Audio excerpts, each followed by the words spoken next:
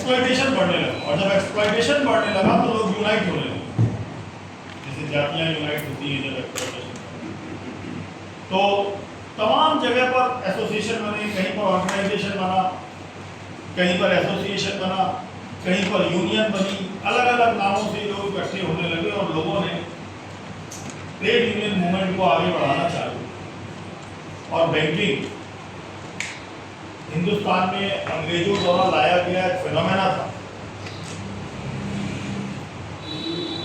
तो कहते हैं पहले कि इटली के व्यापारी जो है नदी किनारे बैठकर रुपए का ट्रांजैक्शन करते थे, जब वो शिप्स आया जाया करती थी तो उसको बैंको कहते थे लैटिन में, तो उसके आधार पर बैंक शब्द।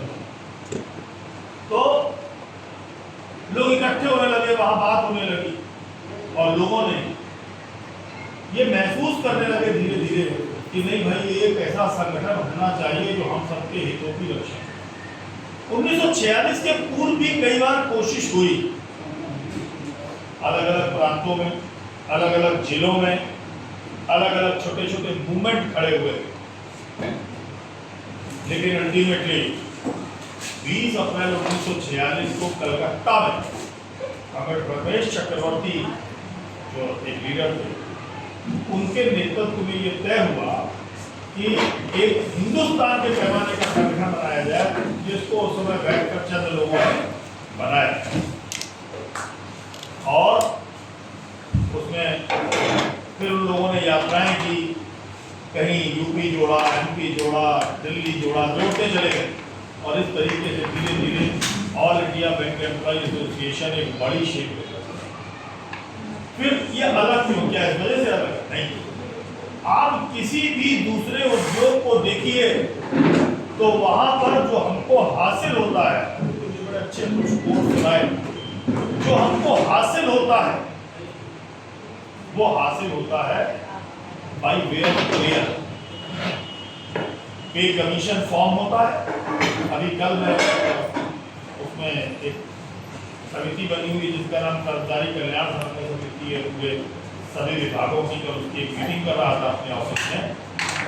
तो वो चिंता कर रहे थे कि साहब पेंशनर्स को फिर वहीं पहुंचा दिया और पेंशनर से कहा कि आपको नए पे कमीशन का लाभ नहीं मिलेगा, यानी कि पिछड़ा भी जिस पे कमीशन में रिटायर हुए थे उस अब नए वाले के हिसाब से इनका चेंज नहीं होगा, जो ऑपरेशन हो जाता है, फिर वही पहुंचा।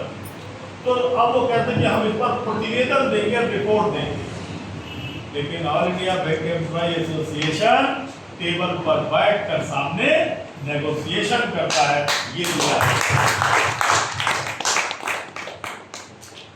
मुझे याद है मिस्टर किलावाला वाज चेयरमैन। और एक बड़ी मजेदार बात है, 1946 का AIBA है और 1946 का ही IBA भी, इंडियन बैंक एम्प्लॉय जनवरी का है 46 से हो गई। तो दोनों एक साथ लगभग, IBA से थोड़ी सी पहले बना, समझिए इस बात। तो मिस्टर किलावाला जो मेरे बैंक से थे, बैंक ऑफ बड़ौदा से थे, वो उसके चेयरमैन होते। तो जब परवाना जी ने उनसे कहा कि we want to settle our service conditions with you और अक्रॉस द टेबल, तो उन्होंने बड़े ऐसे अचरज भरे अंदाज में उनसे कहा था, is it whatever you want to see, you tell us, we will see। परवाना जी का now you will not see, we will see। ये लिया है, शायद इसका एहसास भी उन लोगों को नहीं है जो ट्रेड यूनियन डायरेक्टली नहीं करते, जो आते हैं सवेरे, ये समझते हैं कि मैं बैंक में इसलिए हूं कि मैंने PSRB का पेपर क्लियर किया था। सर क्या है? IBPS का पेपर क्लियर, बस मैं तो काबिल हूं। अरे बाबा IAS नहीं, इसलिए भी हो, मैं ये नहीं, एंट्री पॉइंट है। लेकिन आप सोचिए कि अगर ट्रेड यूनियंस नहीं होती तो क्या सर्विस कंडीशन होती, क्या परमानेंट एम्प्लॉय होते? बुरा मत मानना दोस्तों, आपके घर में जो बर्तन वाली आती है, अगर 3-5 करती है तो आपकी बीवी उसको भगा देती है, क्योंकि सर्विस कंडीशन नहीं, सर्विस कंडीशन नहीं है, इसलिए ऐसा है। तो सर्विस कंडीशन देने का काम किया और सर्विस कंडीशन को जो दिया वो बड़ी मजेदार बात है, वो भी आपस में तय कर दी।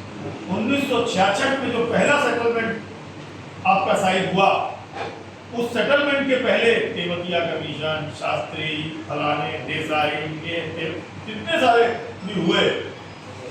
क्या था? अवार्ड।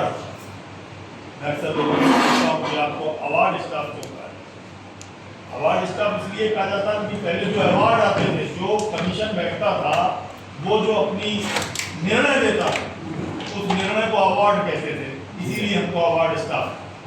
तो वो निर्णय देता था और वो जो निर्णय आप पर लागू कर दिया था।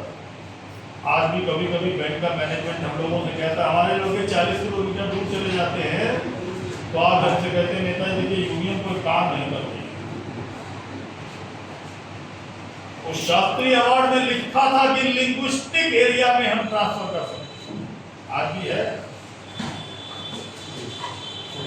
का केसेस मालूम हो, लिंग्विस्टिक एरिया मतलब समझते हैं, जैसे आप हिंदी भाषी प्रदेश में हैं तो जो भी हिंदी भाषी क्षेत्र है, क्योंकि आप बाबू की नौकरी करते हैं ना, तो आपको एमपी कर सकते हैं, छत्तीसगढ़ कर सकते हैं, बिहार कर सकते हैं, दिल्ली कर सकते हैं, हरियाणा कर सकते हैं, ये सब हिंदी भाषी क्षेत्र है, आपको ये सब भेजा जा सकता।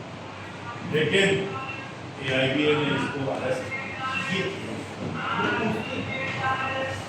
तो ऐसी बहुत सारी बातें अभी ये अंकुर कह रहा था, नितिन भी कह रहा था कि आपकी सजा क्या होगी, मैंने परसों बोला। हाँ, आप देखते हैं ग्रॉस मिसकंडक्ट, माइनर मिसकंडक्ट, उसमें लिखा हुआ क्या ग्रॉस मिसकंडक्ट है, क्या माइनर मिसकंडक्ट, फिर उस पर किस पर कितनी सजा होगी। ये द्विपक्षीय होने का फायदा। हमारे यहाँ लोगों को बाइकोटाइट का सिर्फ एक मतलब मालूम है, समझे? बाइकोटाइट में क्या होगा? दिस यू आर आस्किंग ना, ये पूछ रहे हो। लोग खट से कटाक्ष कर देते, एज इफ लीडर की कोई फीलिंग ही ना हो। मैं कई बार देखता हूँ फेसबुक पे पोस्ट करते, नीचे चाचा, मामा, बाप, दादा जाने क्या कर, तुम्हारे बाप के अंदर वो काबिलियत नहीं है जो आदमी के अंदर और दुनिया के आज करते हो। या तो तुम अपनी माँ की कोख से पैदा नहीं हो, और या तुमको पता नहीं है कोख क्या होती है। आपको बता रहा हूँ, मैंने देखा है नजदीक से। क्या जानते हैं आप तारकेश्वर चक्रवर्ती, क्या जानते हैं आप रमेश चक्रवर्ती, क्या जानते हैं आप परमाना, बातें करते हैं। कभी कभी बहुत गुस्सा आता है, एक दिन बैठ के पढ़ लेना, लिख लेना, साथ में समझ में आ जाएगा अपनी हैसियत क्या है और हमारी क्या। लेकिन आप बड़े अंदाज से पोस्ट देते हैं, लेकिन उसका दिल देखिए भी, ये दिया है।